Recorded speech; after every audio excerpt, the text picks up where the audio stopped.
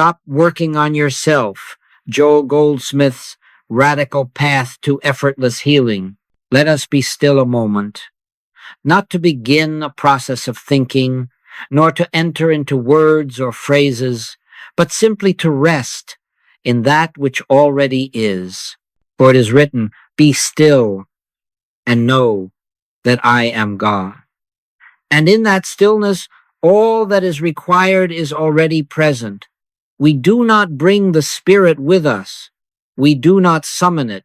We do not awaken it by effort. It is we who awaken to it. From the beginning, the nature of the infinite way has not been in doing or in achieving or in the accumulation of knowledge. Its essence is being a recognition of that which has never been absent. The mistake of the world, and too often of the seeker, is the belief that something must be done to become spiritual, that some ladder must be climbed to reach the kingdom of God. But hear this truth: the kingdom of God is not attained, it is revealed. You see, beloved, there is no such thing as a spiritual journey in time or space. There is no distance between you and God, between you and healing, between you and supply. If there is any veil at all, it is the veil of personal effort, the belief that you must do something to become what God has already declared you to be. And so the call is not to labor, but to rest, not to struggle, but to surrender, not to build, but to behold. When the children of Israel were pursued by Pharaoh's army, the command of the Lord through Moses was not fight, but stand still and see the salvation of the Lord. That is the beginning of our spiritual healing, not in the movement of mind or will, but in stillness, in a deep and sacred resting in the I that I am. Come unto me, all ye that labor and are heavy laden, and I will give you rest. Why is it, then, that so many of us, even in our spiritual practice, continue to labor?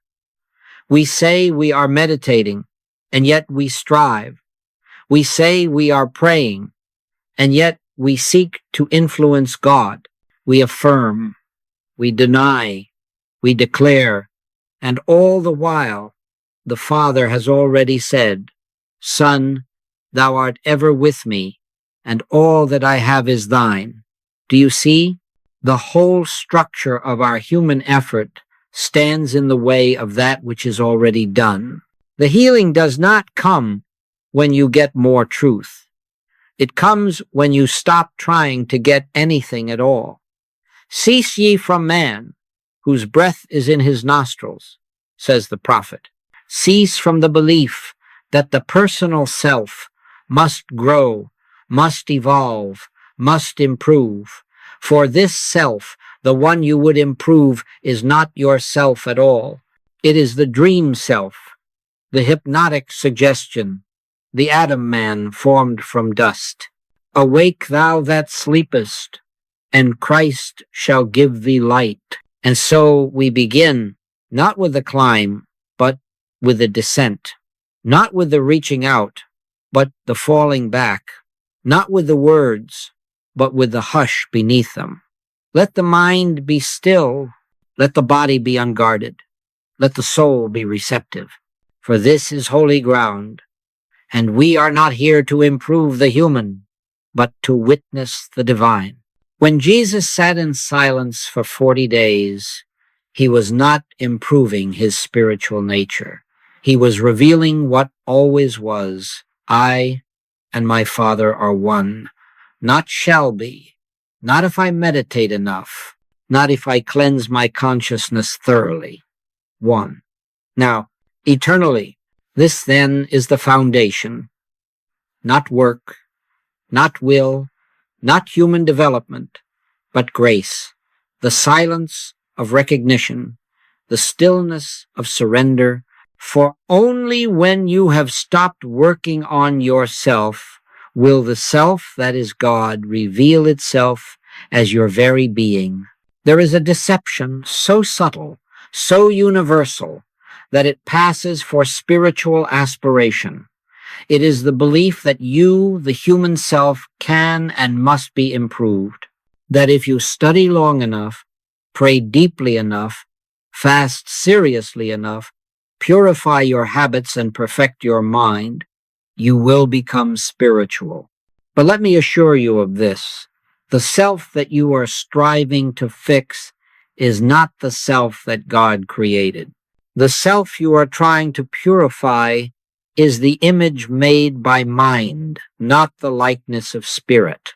From the very beginning, the serpent whispered, "Ye shall be as gods." And man believed that he was separate from God, and that by effort, by toil, by works, he might return to paradise. And so began the age-old drama of man, attempting to redeem himself through human goodness, through spiritual discipline, through the cleansing of the outer life. But what saith the Lord? By grace are ye saved through faith, and that not of yourselves. It is the gift of God. It is not your effort. It is not your purity. It is not your worthiness. It is the gift of God. This is the first surrender on the spiritual path, the recognition that you cannot make yourself spiritual and that you do not need to. You are not on this path to fix a faulty self. You are here to awaken to the truth that there is no self apart from God to fix. I live, yet not I, but Christ liveth in me. This is not the improved I, the polished I, the disciplined I. It is the surrendered I, the no self, the transparency through which spirit reveals itself. The moment you believe that your efforts can achieve spiritual power, you have denied grace, and grace cannot flow where effort is enthroned. Not by might, nor by power, but by my Spirit, saith the Lord of hosts.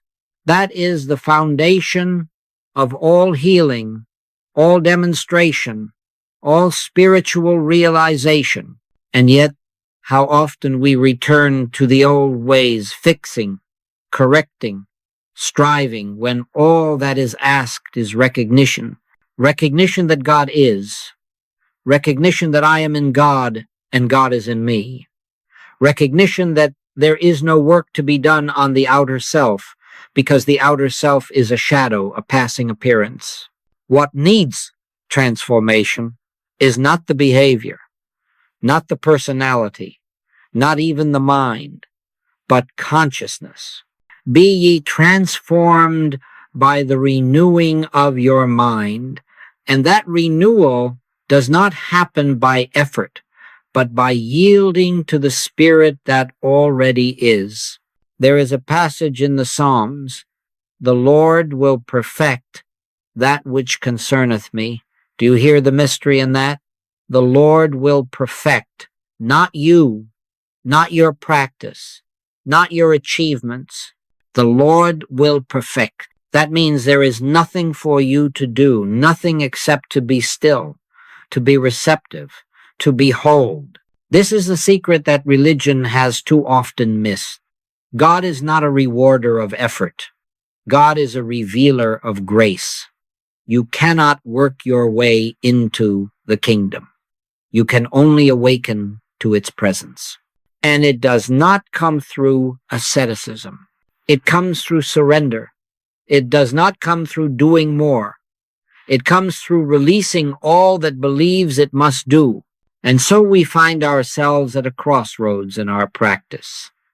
Shall we continue in the way of effort? Shall we continue to try harder, to study more, to purify, to strive, to discipline the self in order to attain God? Or shall we pause in this moment, breathe, and say, I of mine own self can do nothing. The Father within me, he doeth the works.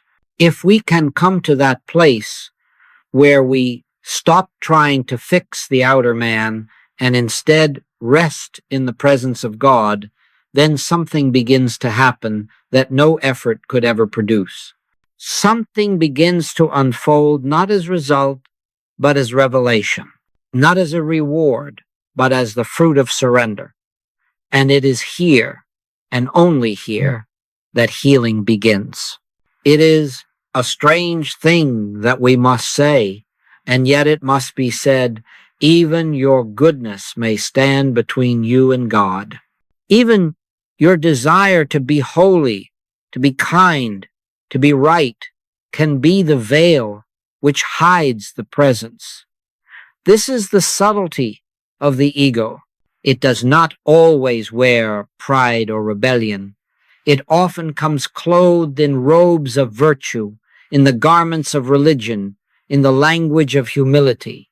But beneath that mask is still the personal self, the I, that seeks to become instead of the spirit that simply is. Do not misunderstand. There is nothing wrong in morality, in discipline, in prayer, in good deeds.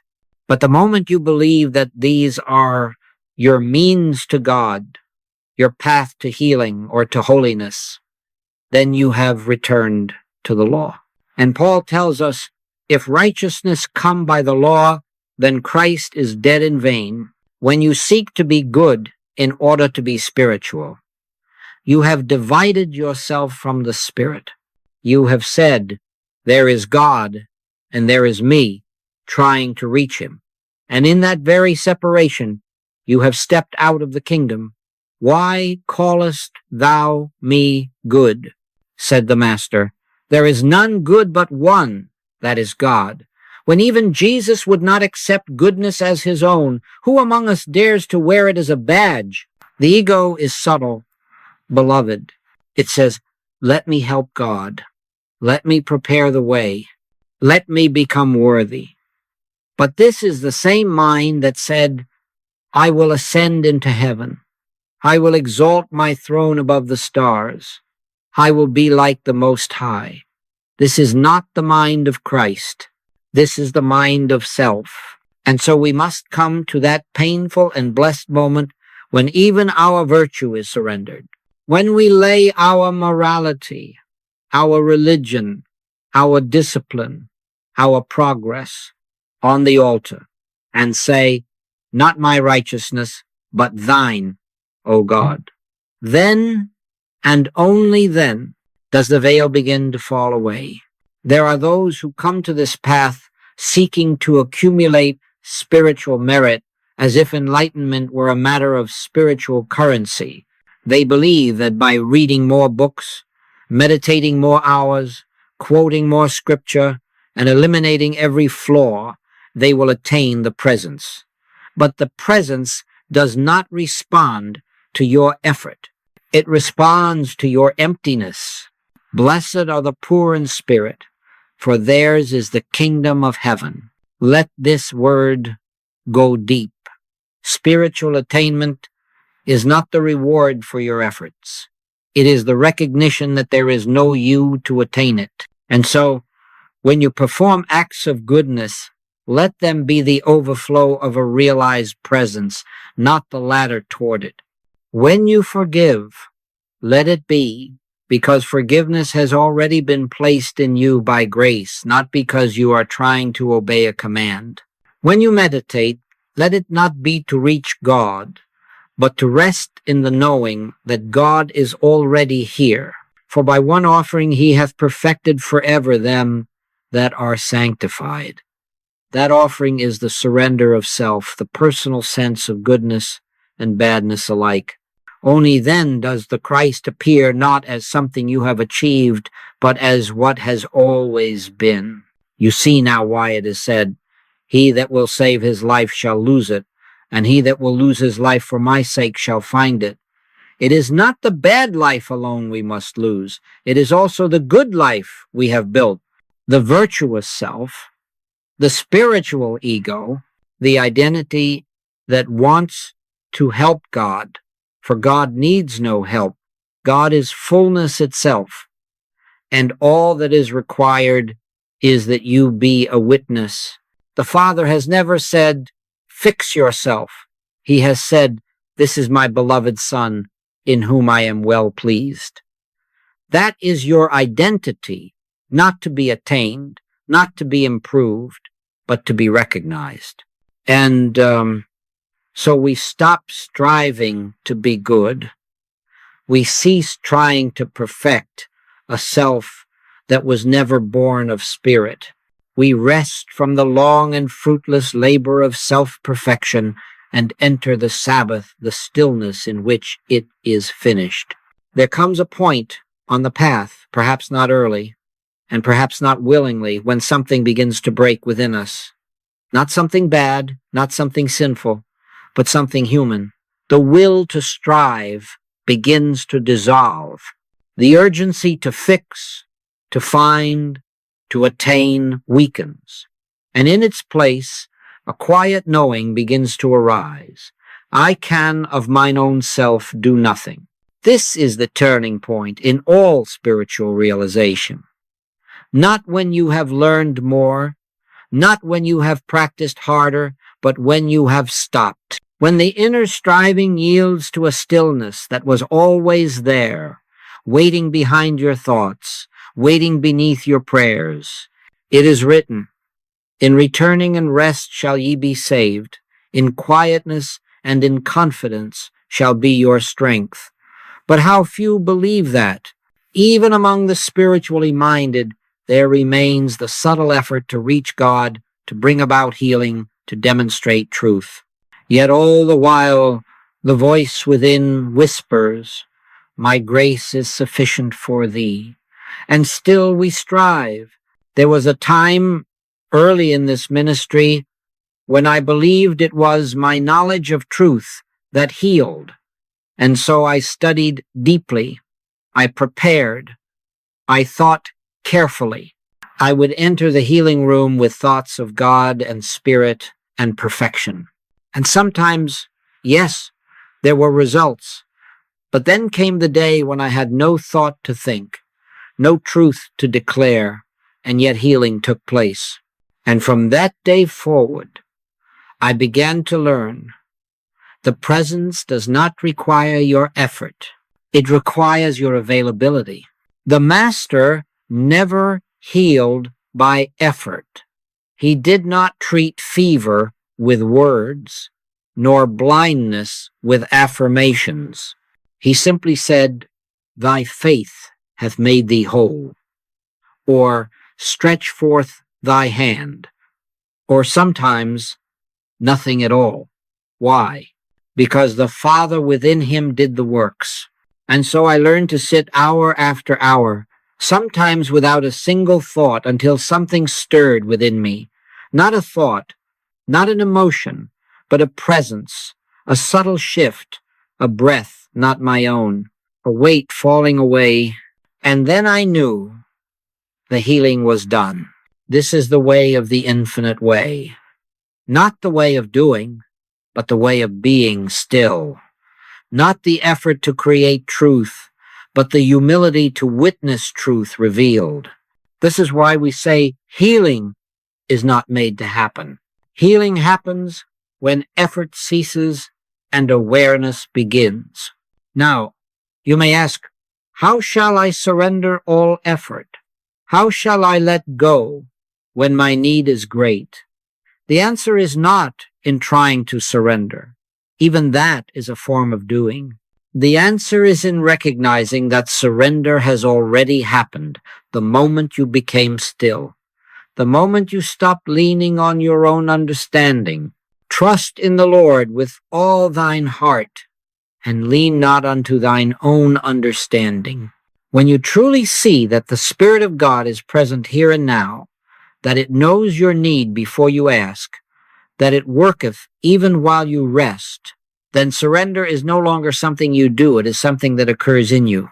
It is the dissolving of the personal self into the silence of divine consciousness. And in that silence, you discover what you could not attain through 1,000 affirmations, the peace that passeth understanding, the healing that flows without cause, without effort, without process. You do not make the sap flow through the vine. You do not teach the sun to rise. In the same way, you do not bring about healing. You recognize that the life of God is your life, and that life is whole. Come unto me, all ye that labor and are heavy laden, and I will give you rest. Not more teaching, not more labor, but rest. This is the turning point. This is the inner Sabbath. This is where the work ends and grace begins. When the striving has ceased and the silence has come, then something begins to move, not by your doing, not by your thought, but by a presence that goes before you. And that presence is grace. Now, listen closely. Grace is not a reward. It is not given because you have fasted, nor because you have meditated long enough, nor because you have behaved righteously. Grace and truth came by Jesus Christ. Grace is not earned, it is revealed. It is the very nature of the presence of God, always present, always perfect, but unknown to the personal self that seeks to deserve it. Grace cannot be worked up. It cannot be called down. It cannot be manipulated. Grace is, and it is functioning even now. It is functioning in you, through you, as you, but only in the degree that you no longer try to perform the work yourself. It is God that worketh in you both to will and to do of his good pleasure. And what is that pleasure? That you come into union with the allness that already is. The moment you stop trying to fix the body, fix the mind, fix the world, the moment you stop trying to become spiritual, then grace can do what no human power has ever done. For grace performs the work, not because you asked it to, but because it is its very nature to unfold perfection. Let us look again at the Master's life. He never once said, I healed this man. He said, the Father that dwelleth in me, he doeth the works. And again, of mine own self, I can do nothing. This is the confession of every mystic. There is no power in the person. There is no wisdom in the mind. There is no healing in the will. All things are fulfilled through grace, and grace does not act by changing conditions. Grace acts by revealing truth. The conditions dissolve, not because you have made them dissolve, but because in the presence of truth, the lie is no longer sustained. As ice melts in the presence of sunlight, so too do fear, disease, lack, and limitation melt in the presence of realized truth. Now you may ask, what must I do to bring this grace into operation? And the answer is nothing, not in the human sense, not in the sense of works or efforts. The most that can be done is to live in the attitude of listening for the still small voice, not to speak truth to it, but to hear truth from it. The word does not return void, but it is not your word. It is his word.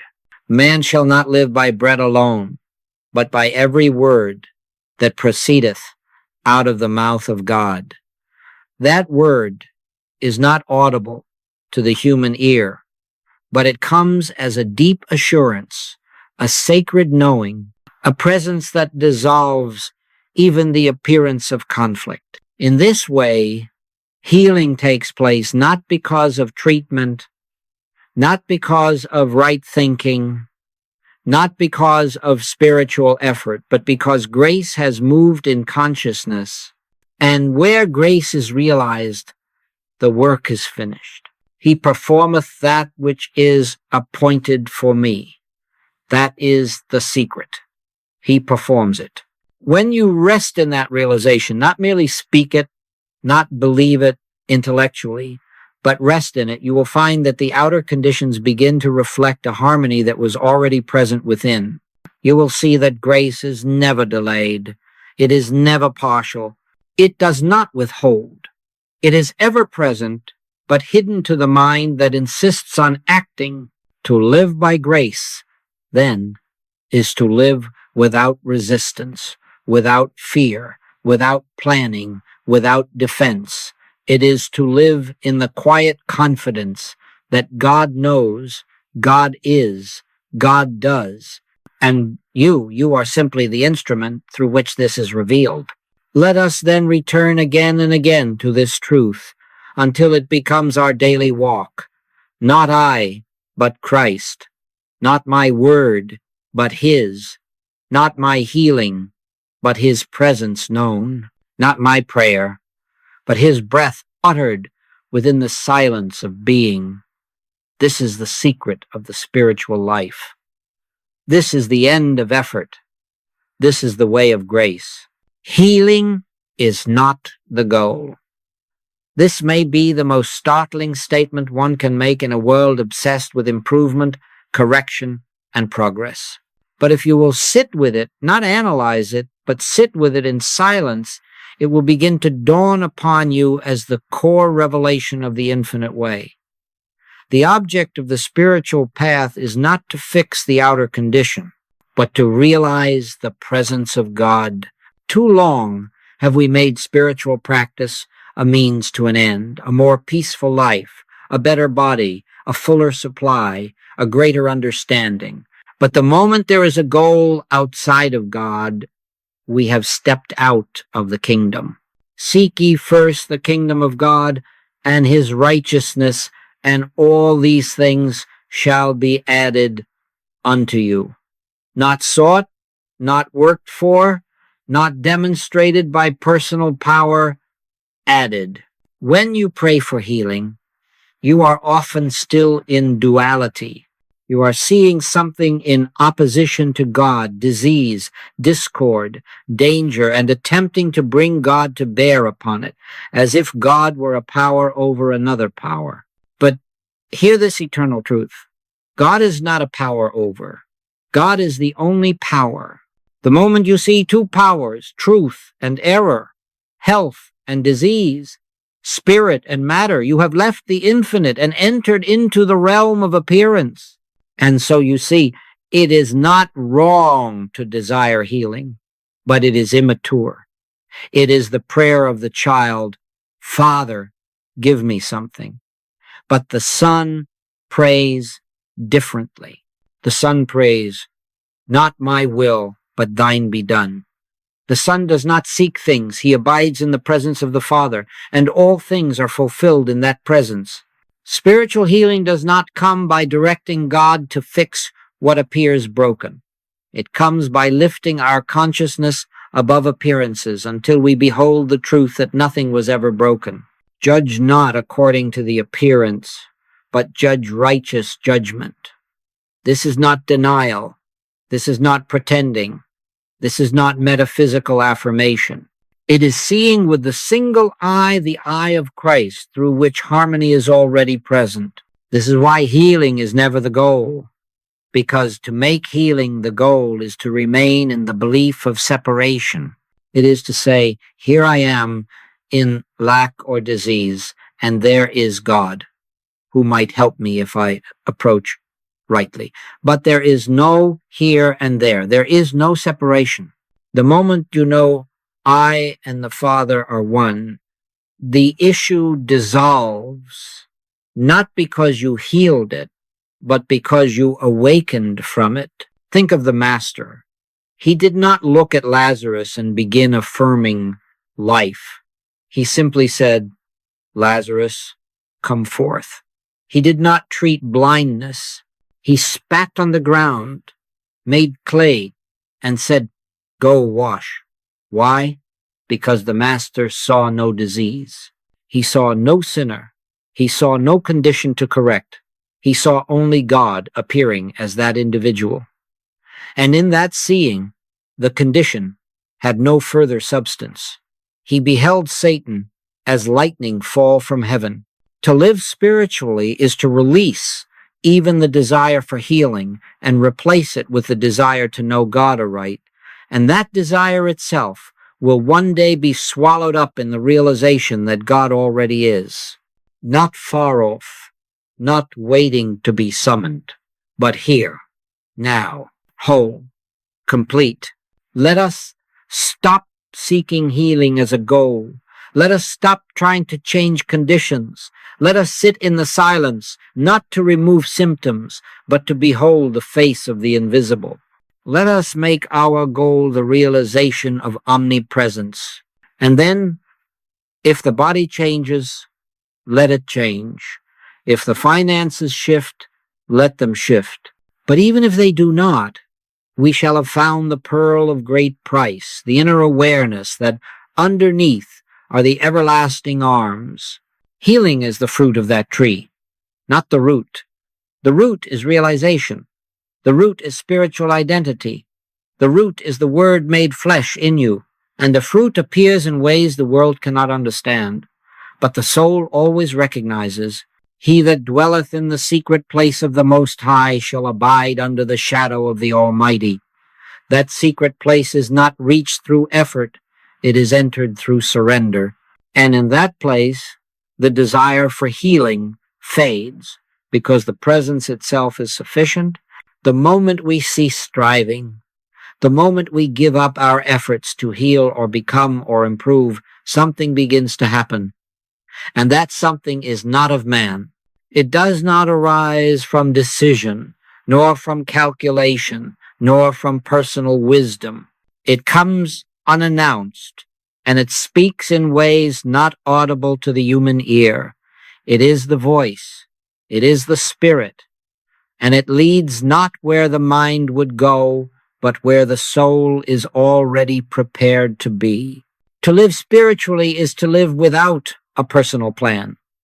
It is to live without human foresight, not recklessly, not carelessly, but without that grasping mind that says, "I must go here, I must do this, I must become that." For what saith the word? "Trust in the Lord with all thine heart, and lean not unto thine own understanding. In all thy ways acknowledge him, and he shall direct thy paths." Not you, not your schedule, not your ambition, but the Lord shall direct. This is the way I have lived my entire ministry, not by design, not by ambition, not by any desire to build a work or a name or a teaching, but by listening. Sometimes the direction comes clearly: go to this place, speak to this soul, write this message.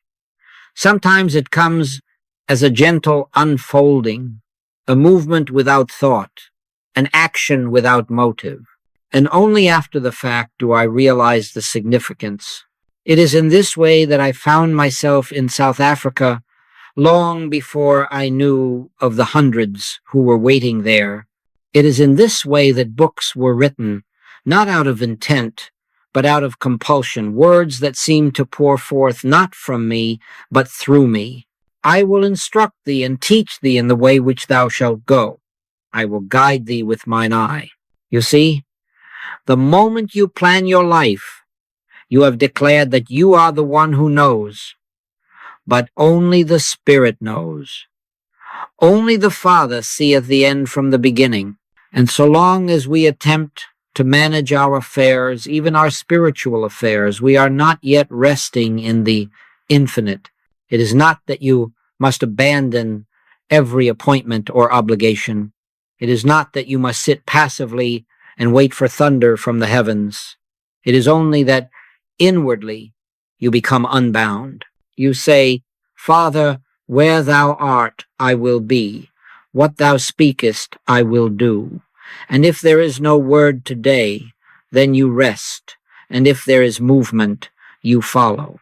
Not because you have decided, but because you have yielded. This is the way of the Christ. The Son can do nothing of himself, but what he seeth the Father do. Even Jesus did not direct his own ministry. He did not heal whom he wished, nor speak when he chose. He waited. And when the word came, he moved, and the works were done. Let this mind be in you also, the mind that does not presume, that does not dictate, that does not will, but waits. And in the waiting, a strange thing happens. Life becomes simple. Fear diminishes. The burden lifts, for you no longer carry your life, you are carried. How many problems arise because we have planned too well? We have created futures in our minds and then demanded that God fulfill them. But there is no peace in that, and there is no power in it. Power flows only where self-will is silent and God is known. Commit thy way unto the Lord, trust also in him, and he shall bring it to pass. Now, you may ask, what shall I do with my days? And the answer is, live them, simply, quietly, obediently. Do not force your way into spiritual work, or into healing, or into service. Let it come to you, and when it comes, do it without question. And when it is still, remain still. One day, the voice will speak. This is the way. Walk ye in it. And you will walk, not because you plan to, but because the presence within you moved. And then you shall say, surely goodness and mercy have followed me all the days of my life, and I will dwell in the house of the Lord forever. We have spoken of stillness, of surrender, of the letting go of personal effort. But how shall we live in this new way? How shall we walk without walking, pray without words, heal without intention? What does it mean to live in non-doing and yet remain fully responsive to the Spirit? The world believes that to live is to strive, but the spiritual life begins when that belief is laid aside, and we discover that the most powerful activity in heaven and earth is not done by man, but by God.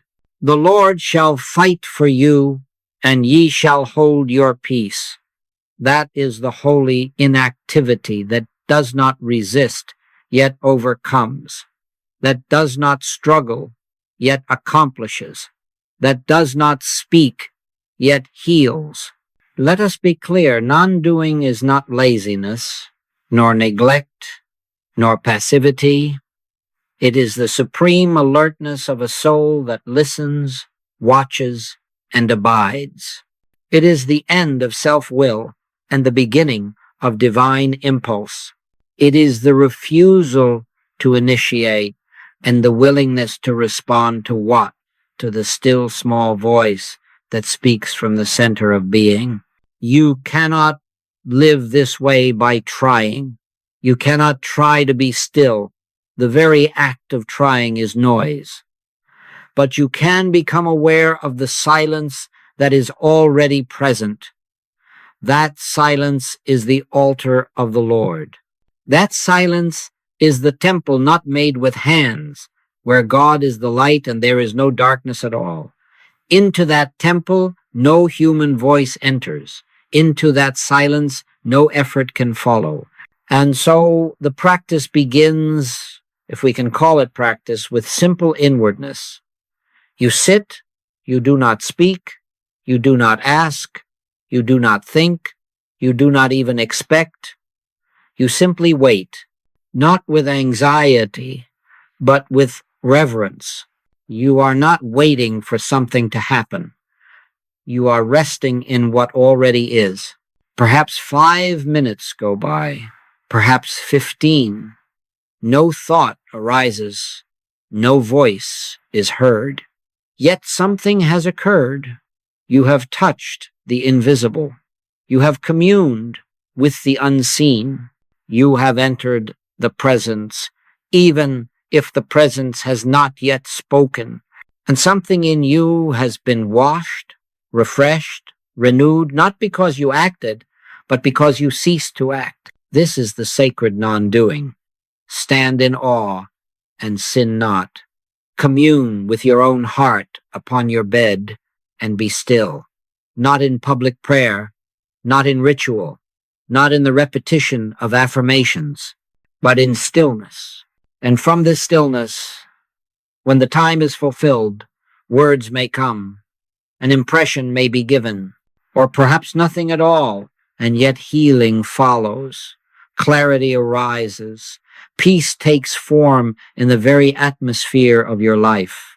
In this stillness, you may feel a weight lift from your shoulders, as if a burden has dropped that you did not know you were carrying.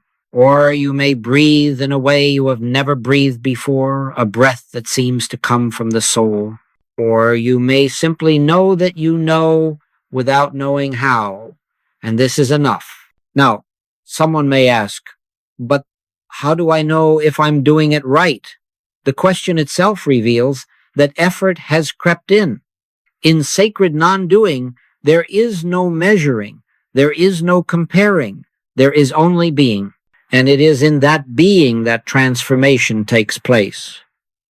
Be still and know, not try, not fix, not earn, just be and know. You may begin with moments, and those moments will stretch until your day is filled with pauses and your mind becomes quiet without force.